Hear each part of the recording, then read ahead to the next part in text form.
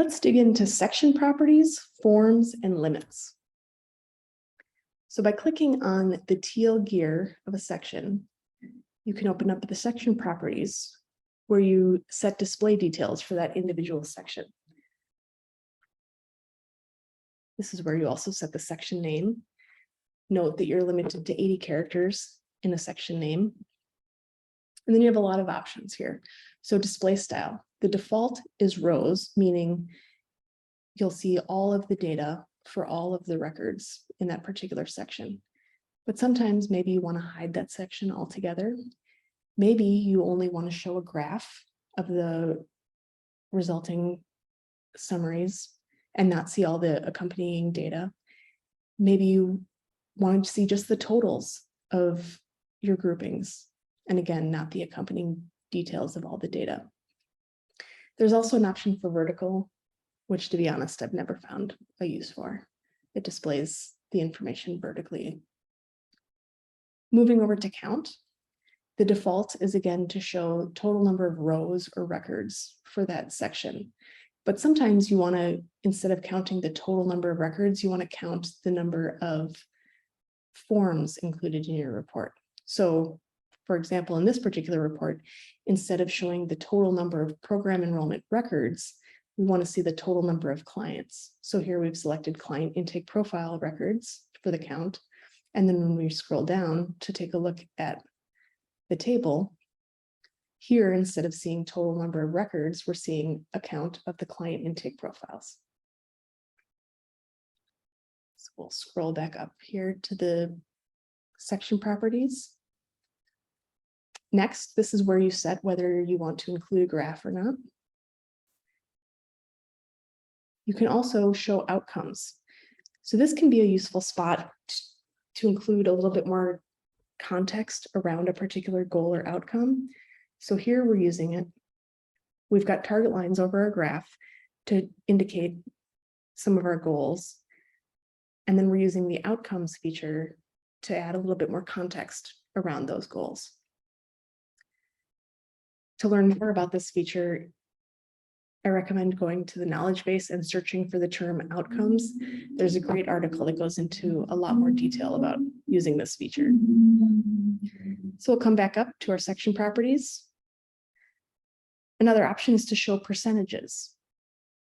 So in totals, you can show the percentage of the whole represented by a drill down group.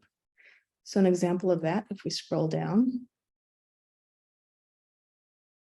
here in the active caseload by staff, we're showing totals. And here we're including the percentages, so we can see both the percent of the total, and in groupings, we can see the percent of the group. So let's go back up into the section properties.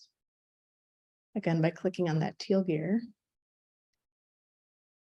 And then lastly, auto run. Auto run in edit mode or in run mode. I almost always turn auto run in edit mode on. I find it really helpful to show, this brings an example of data, and I find that helpful to both show, to confirm as I'm building a report, is the data what I'm expecting it to be?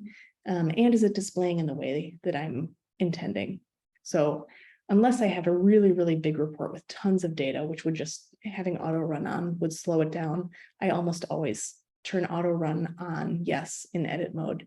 And then again, keep the default of auto run in run mode, yes. So let's move on and take a look at forms. So we'll move on to another section. Here we'll look at the forms in the most recent case notes section. So the first field added to a report section determines the root or primary form. The root form establishes a foundation for how data is pulled from your database. Almost always, this is going to be a tier 1 form. There are some root form properties. By clicking on the name of the form, it'll open up properties. You can click on highlight, which will highlight the columns coming from that particular form. And then you can also choose to enforce or not enforce record level access or user level access for the report. These are restricted by default, which means that if you have users who have not been given access to certain forms or certain kinds of data in your database, they will also be restricted in what they can see when they run a report. So this gives you an option to override or not enforce those restrictions, which is nice to have that flexibility. So when you have data in a report or a section coming from multiple forms, they're indicated by an indented listing under forms. So here we've got client intake profile as our tier 1, and then we have a tier 2 case note under there. So if we click on case note, we'll see some properties for that form, and they're a little bit few more options than the root form. So first we see whether or not the form is required. So by default, the assumption is that the root form records will only be included if they have at least one of this kind of record. So that means in this particular section, only clients will show if they also have a case note. But maybe you want to see client intake records whether or not they have a case note record, so you could select sometimes. Or maybe you want to see only the clients who do not yet have a case note, and you could select never. In this particular section, we only want to see clients that do have case notes, so we're going to set that back to always. Moving over to limits, this is where instead of showing all records of a particular form, you can show just one record. You can either show the last created or the first created, which is really cool, but it also can get really tricky.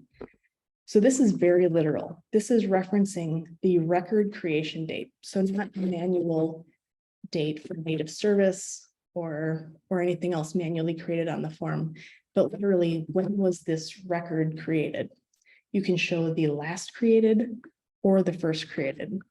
So this can get a little bit out of order. For example, if you're importing a bunch of records, and they may not come in the order, in the sequential order that they would have if they were manually entered. So just something to be aware of, that it can get a little confusing and out of order.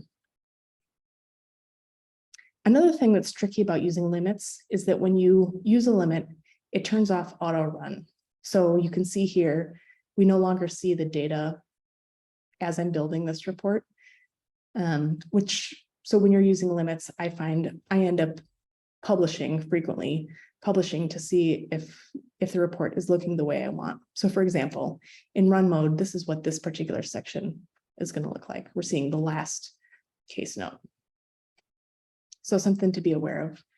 I usually add the limit at the very end once I've built all my other details of the report, because I like to see it as I'm building. One last feature available here when you're using limits is aliases. So an alias allows you to show more than one record in a single row. So by default, each row of a report is a single record. But sometimes you want to show multiple records in a certain row. So maybe you have an assessment form or a survey form, and you want to see the date or maybe the score from a pre and a post. So you can use aliases to include both a last created and a first created. So this can give great flexibility. It does get, again, tricky based on dates created and some other details, but it's nice to have that flexibility when you need it. We don't need it in this section, so I'm going to turn that off. In general, I find the most common use case for using limits is last created. So perhaps you want to show the last date of a home visit, maybe calculate when the next one is due, or like we're using it in this section to display the most recent case note.